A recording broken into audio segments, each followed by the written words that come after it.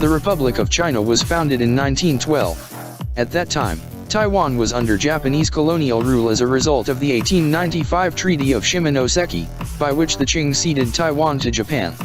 The Republic of China government began exercising jurisdiction over Taiwan in 1945 after Japan surrendered at the end of World War II. After World War II, there was combat in mainland China between nationalist government troops and the Chinese Communist Party, which led to the division between the two. In 1949, the Communists prevailed, and Mao Zedong seized power in Beijing. The Kuomintang, a nationalist party, withdrew to neighboring Taiwan during this time. Since then, the Kuomintang has been one of Taiwan's leading political parties and has ruled the island for a sizable portion of its history. China puts a lot of diplomatic pressure on other nations to avoid any actions that can be seen as recognition of Taiwan. Only 13 nations currently recognize Taiwan as a sovereign state. Taiwan's economy is hugely important. Much of the world's everyday electronic equipment, from phones to laptops, watches and games consoles, is powered by computer chips made in Taiwan. Certainly on the semiconductor front, we've over the years developed a greater dependency on Taiwan. By one measure, a single Taiwanese company, the Taiwan Semiconductor Manufacturing Company or TSMC, has over half of the world's market. TSMC is a so-called foundry, a company which makes chips designed for consumer and military customers. It is a vast industry, worth almost $100 billion in 2021.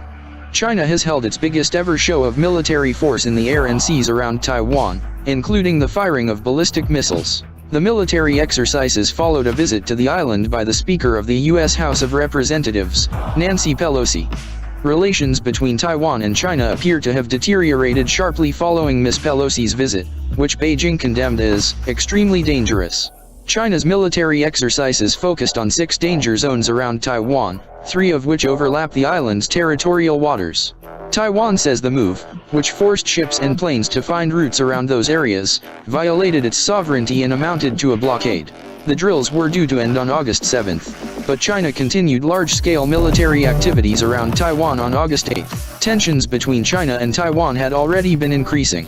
In 2021, China appeared to ramp up pressure by sending military aircraft into Taiwan's air defense zone, a self-declared area where foreign aircraft are identified, monitored, and controlled in the interests of national security. Last year, the numbers of aircraft reported peaked in October 2021, with 56 incursions in a single day, with Taiwan's defense minister saying relations were the worst they had been for 40 years.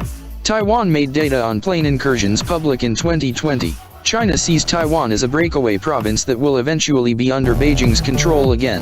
However, the self-ruled island sees itself as distinct from the mainland, with its own constitution and democratically elected leaders. China's President Xi Jinping has said reunification with Taiwan must be fulfilled, and has not ruled out the possible use of force to achieve this. Trade and external relationships have been deteriorating with rising tensions over China's overpowering strategies. Near-term outlook for Taiwanese trade seems to be favorable. However, long-term outlook stresses the need for diversification to enhance business.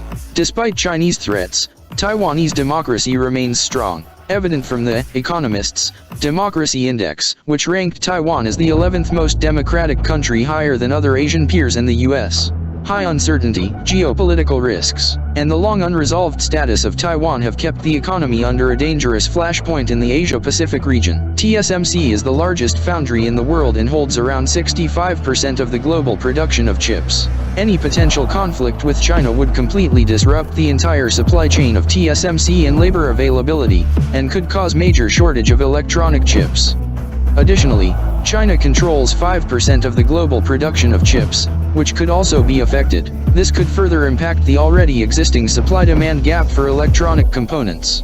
Any military aggression in the South China Sea will cripple around 80% of the production capacity, severely impacting semiconductor chips production that are facing order backlogs due to the existing semiconductor shortage. A Chinese takeover in Taiwan could give Beijing chock-full control over one of the world's most important industries. Apart from the semiconductor industry, other major implication can be on the trade, as China will be able to control the trade route in the Strait of Taiwan.